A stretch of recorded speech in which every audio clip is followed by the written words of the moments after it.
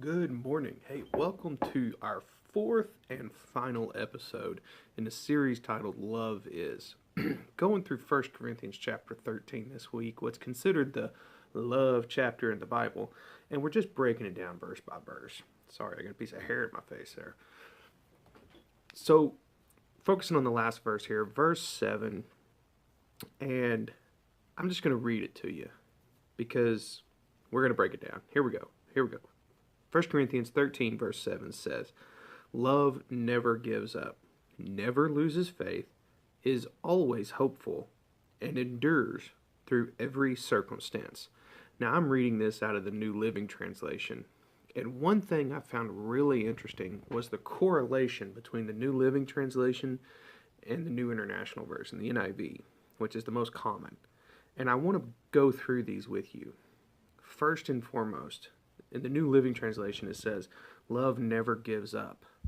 In the NIV, it says, love always protects. Man, think about that. If love is never is relentless, it's always protecting you. It's always striving for the better in people. It's always looking out for others, their best interest, what keeps them looking good or being good or positive. If love is always doing that, then it's never giving up. And that's powerful. The second one is love never loses faith. And in the NIV it says love always trusts. I don't know about you, but there's several people that I know. I say several. There's some people that I know that when they tell me something, I just kind of take it with a grain of salt. I'm just like, okay, whatever. Why? Quite honestly, I don't trust them. They've told me enough things that didn't pan out or didn't happen that I'm like, well, that they're not very trustworthy. So I don't love that person, right? But I should. Love never loses faith. Love is always trustful.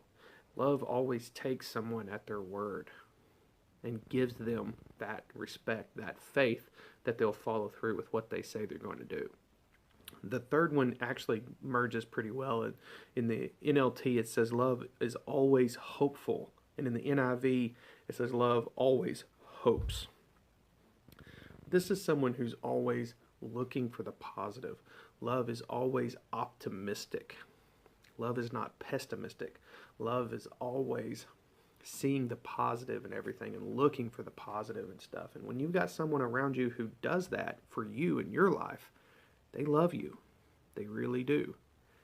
And the last one, it says love endures through every circumstance. And in the NIV, it says love always perseveres. Now, some people mistake perseverance with always winning. That's not true. What perseverance means is always staying the course even though times are difficult. Even though there's little to no hope for success, you stay the course. And love does that. When you love someone, you will stay by them through thick and thin, even when they're wrong, even when they're going through hard times. You will stick with them. That is love.